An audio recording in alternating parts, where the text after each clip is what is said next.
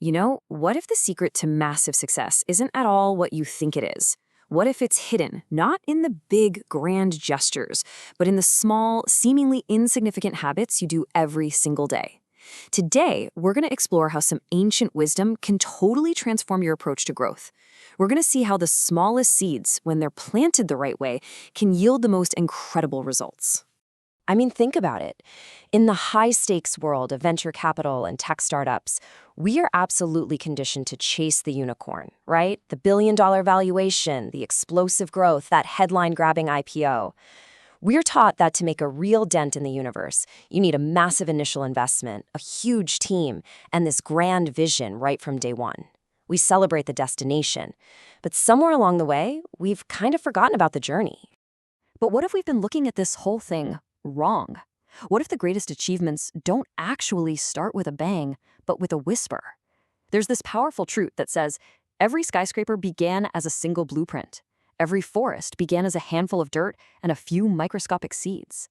Wow, that's such a profound reminder that every single monumental success story has a humble, often invisible beginning. And this brings us to a fundamental principle that really governs everything, from the smallest atom to the biggest galaxy, the law of the seed. It's this universal truth that your destiny, your trajectory, isn't shaped by one single heroic act, but by the pileup of small, consistent, and faithful actions you take every single day. It doesn't matter if you're leading a multinational corporation or building a business from your kitchen table, this law is always, always at work. Okay, so how do we actually apply this law of the seed in our own lives? I mean, how do we really harness its power? Well, let's start by digging into this idea of faithfulness in small things. And here, you're going to see a fascinating parallel between a well-known business principle and a really deep spiritual truth. So in the world of finance, we call it the compound effect, that amazing idea that small, consistent investments can just grow exponentially over time. But you know what? This isn't some modern invention from Wall Street. In the kingdom of God, this exact same principle has been taught for thousands of years, and it's called faithfulness. And these aren't two separate ideas. They are literally two sides of the same powerful coin, showing us a universal law of growth. This piece of ancient wisdom from the book of Zechariah is a direct challenge to our modern hustle culture, which just demands instant results and overnight success. Do not despise these small beginnings, for the Lord rejoices to see the work begin. Just think about that for a second. It's a celebration of the process itself, of the courage it takes just to start, even when the end seems impossibly far away. It honors that very first step. So what does living this out actually look like in our daily lives? Well, it's not about making these huge, monumental changes overnight. It's about focusing on this simple, powerful number, 1%. The real key is to sow the seeds of your future with these small 1% improvements. It's those tiny, consistent steps in the right direction that build unstoppable momentum over time. And this brings us to what we can call the stewardship principle. It's a pretty simple idea. If you can't be trusted to manage $100 well, why on earth would you be entrusted with $1 million? Faithfulness in the small things isn't just a nice thought. It's a prerequisite. It's basically a test of your character and your capacity for greater responsibility. Okay, now that we've kind of laid the groundwork on the importance of small, faithful actions, let's turn our attention to another crucial type of seed we can plant. Not with our hands or our wallets, but with our minds. Let's talk about the seeds of wisdom and knowledge. In our modern world, we often think of knowledge as intellectual property, something you have to hoard, protect, and monetize.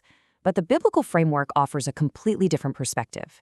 It sees wisdom not as a property to be owned, but as a seed of wisdom, something that actually has to be sown and shared to truly flourish. And here's the paradox. The more you give it away, the more it actually grows inside you. And this isn't just, a friendly suggestion. It's presented as a core command for a successful life. The book of Proverbs declares, "Wisdom is the principal thing, therefore get wisdom." It's not a nice to have. It's the very foundation upon which all lasting success is built. It's the compass that guides your decisions, the map that shows you the way, and the light that illuminates your path forward. So this gives us a really powerful two-part strategy for growth. First, we've got to sow into our mind by constantly learning, reading books, and seeking out mentors. But the real game changer is the second step, accessing the divine edge. This is where we go beyond just human effort and invite the creator into our work. It's the difference between just working hard and working with divine inspiration, between simply executing a plan and co-creating a masterpiece with the architect of the universe. And this completely reframes how we look at so-called overnight success, doesn't it? I mean, have you ever wondered how some people just seem to get all the lucky breaks? Well, it's almost never luck. It's the harvest from years and years of planting seeds of excellence when nobody was watching. It's the law of the seed in action. So the real question is, what seeds are you planting in private today that are going to yield a public harvest tomorrow? All right, now let's apply this law of the seed to one of the most practical and, let's be honest, often stressful areas of our lives, our finances. We're going to look at two fundamentally different ways of thinking about money, and one of them holds the key to real multiplication. So, imagine you have a dollar. In what you could call a circular economy, that dollar is mostly a tool for consumption. You spend it on something and poof, it's gone. But in a kingdom economy, that very same dollar is a seed. It holds the potential to be planted, to grow, and to produce an entire orchard of abundance. It's a radical shift in perspective, from scarcity to really limitless possibility. This principle of faithfulness is the absolute bedrock of a kingdom economy. As the book of Luke reminds us with such startling clarity, whoever can be trusted with very little can also be trusted with much. The way we manage our small resources isn't just about budgeting. It's a direct reflection of our character and our capacity to handle true wealth. So this kingdom economy mindset gives us a powerful new lens to view these ancient financial principles. Take tithing, for example, giving away the first 10%. It's not just about a donation, it's a form of risk management, a declaration that you trust the source of your wealth way more than you trust your spreadsheet. And generosity, it's not just charity, it's the highest form of networking. You sow into the lives of others, and in doing that, you create a flow of abundance that always finds its way back to you. We've talked about the seeds of action, of wisdom, and of finance. But there's one final crucial element we have to consider. See, you can have the best seeds in the world, the most innovative strategies, but if you plant them in barren soil, they will never, ever grow. And this brings us to the most important part of our whole discussion, the soil of your soul. Maybe you're listening to this and you're thinking, you know what? I've been doing all of this. I've been planting the seeds. I've worked hard. I've been disciplined. So where is my harvest? And that's a completely fair question. It's a frustration that so many of us have felt. It can be deeply, deeply disheartening when your best efforts just don't seem to be bearing any fruit. Well, the answer, almost always, lies not in the seed, but in the soil. You can have the most potent seeds, the best habits, the most brilliant ideas, the most disciplined budget, but if the soil of your soul is dry, if it's depleted, or if it's disconnected from the source of all life, your harvest will always be limited to what you can produce in your own strength. So here's the crucial takeaway. True prosperity, the kind of wealth that brings you not just financial security, but deep, abiding peace and a sense of purpose that fuels your every single day. That doesn't come from a system, a hack, or a formula. It comes from a person. It flows from a living, breathing relationship with the source of all life.